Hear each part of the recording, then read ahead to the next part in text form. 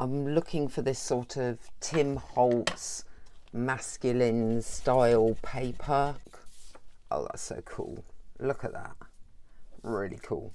Hi guys, it's day 8 of the 100-day project from Roxy Creations. It does involve using junk mail envelopes, which is one of my favourite things to do, and covering them. I don't have that many masculine looking papers, and I don't want to collage the envelopes. I want to show you a different way to cover junk mail envelopes. Therefore, we're going to have a go at making some masculine paper first and then cover the envelopes. My son's just had a birthday and this came with one of his presents. It's shiny on one side, which I don't want, so I've turned it over. It's nice brown thin paper, which is awesome. And initially I've got the vintage photo distress ink and a stencil, and we're going to stencil over all the paper. And it doesn't have to be, I'm going to see if the vintage photo shows, because if it doesn't we'll move to the espresso, which is a little darker. Oh, it's showing okay. Doesn't have to be all over, it can be patchy, but we're going to cover all this big piece of paper. The next stage I've decided upon is to take my peeled paint, which is a green, in the distress ink, and a different stencil, and stencil over the paper again. I'm looking for this sort of Tim Holtz masculine style paper. Let's have a look. Oh, that's so cool. Look at that. I will continue till all the paper's done.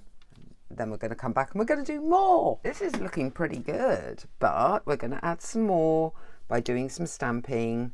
I've got a black here and I've got a big stamp, so we can cover a big amount of area quickly. What happens when we add a big stamp?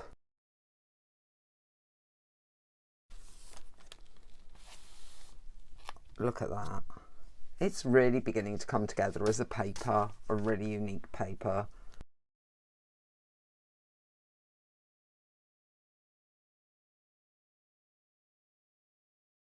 I'll be back with the individual stamping. Here are some smaller stamps and their labels, tickets, all sorts of things. I have Fired Brick. I've never used it. In fact, you can tell I've never used it because I can't pull it apart. Let's see what this is like. I'm going to test this at an edge and see if we like the effect or not before we go any further. Yeah, I don't mind the red going on top of that. I think we're getting quite a cool effect. To save time, I'm not removing the individual stamps. I'm inking them up on their original backing and then popping them down. It still looks quite random. Just check we're happy with how it's looking.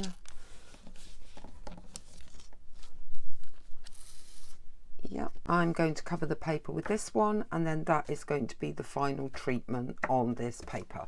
I saw this method of how to cover a window envelope with one sheet of paper on YouTube, but I can't remember the channel. She used a normal pencil. I'm going to use Stabilo. All you have to do is go around the very edge of the window with your pencil. The reason I'm using Stabilo is I think it will make it an easier process. Add some water. I'm adding it to a brush. I don't know if you have to add it to a brush. She didn't do this bit on her video, so I just thought this will make it quicker and easier. Then what you do before that dries is get your paper, line it up where you think you want it, and smudge it down. No. Okay, we're going to have to do that a little bit differently then. So we are going to have to use her method, which is a bit more transfery. So back round.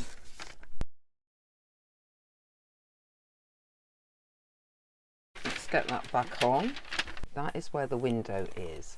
So I'm going to take the bone folder this time and try rubbing hard around the window area. Okay, that has transferred it this time. Don't need to bother with the water then. What we're going to do is basically cut inside this line and cut that away. And then all I'm going to do is cut around, glue it together and highlight this window area. I have two products to glue this to this. One is the Fabri-Tac for the edges and one is the Pritt Stick for the rest. What I tend to do when I'm gluing is cover my big area with Pritt Stick and then I get my Fabri-Tac and glue along the edge lines with something that's a little bit stronger. Hopefully stop the paper lifting at the edges. You've got to try to line it up. Now each does have a slower drying time, so it should give you a bit of wiggle room. I haven't cut that window perfectly because you can see those black lines. Cutting slightly more inside would prevent that happening, so just remember that. This time, however, it's not going to stop us. What we will do is make that a feature, like we intended to do it. Just get out any kind of little creases. Okay, so if you wanted to know what this is, it's a Stabilo 8046. I got it from Amazon. They're not cheap. To make my black line seem like, oh, I intended to do this, don't mind me, I'm going to fill round. Obviously you can see the inside of the envelope. It's up to you whether you reuse your printed paper that you've just made or get something contrasting.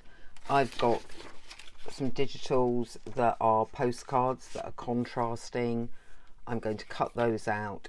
I stuck mine to the window side and that is how that looks.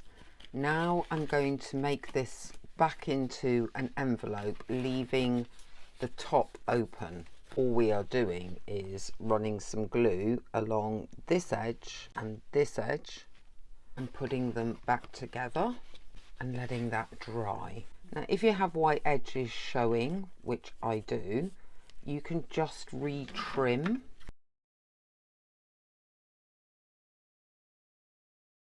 I will get my espresso an edge to make it even grungier, because this is for my men's journal.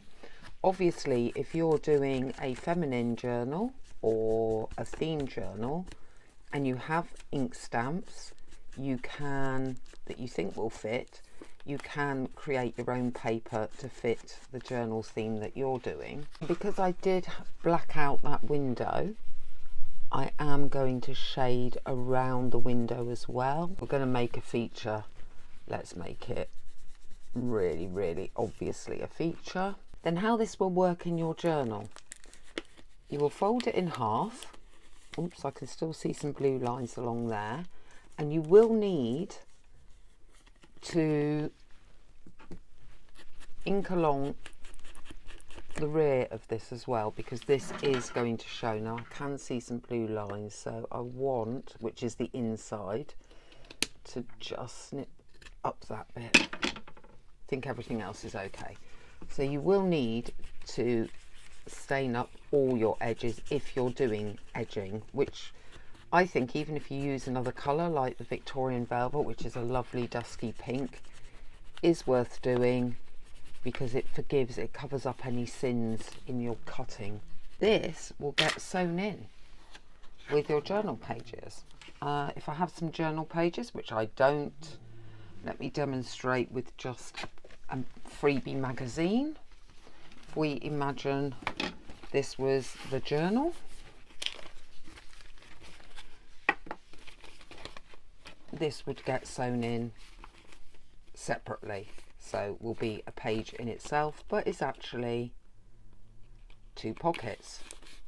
It will become two pockets because that will have a stitch. I've got this big one, which is basically the size of a journal page in itself. Obviously you'd have pages in between for interest, so we can have that one, that's the big pockets. And then I have this mid-size one, And this one I've trimmed down, but this is again still a standard size junk mail envelope. If you want to have the window on the outside of your page, I've opened it so it'll be inside.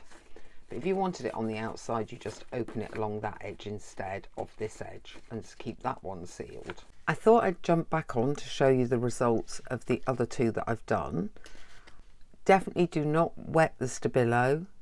Just put a thick line round, rub it over a couple of times. It really does come through very strongly on the paper. I just did it wrong the first time. I've kept them really, really simple because for the previous 7 days we've done collaging and interesting things, and you can overdo it in a journal. Inside you've got coffee stained paper, and it's 2 huge pockets, and it will be sewed in here. This is the mid-size scrapbook paper. The window says Sherlock Holmes, and then inside the only additional extra I've done, this is actually Amazon packaging that you get in the boxes with goods, was I cut a figure out of one of the digitals that I've got and stuck him down because it has his name on it. If you have enjoyed this video, please give it a thumbs up because that helps YouTube push out the video to new audiences.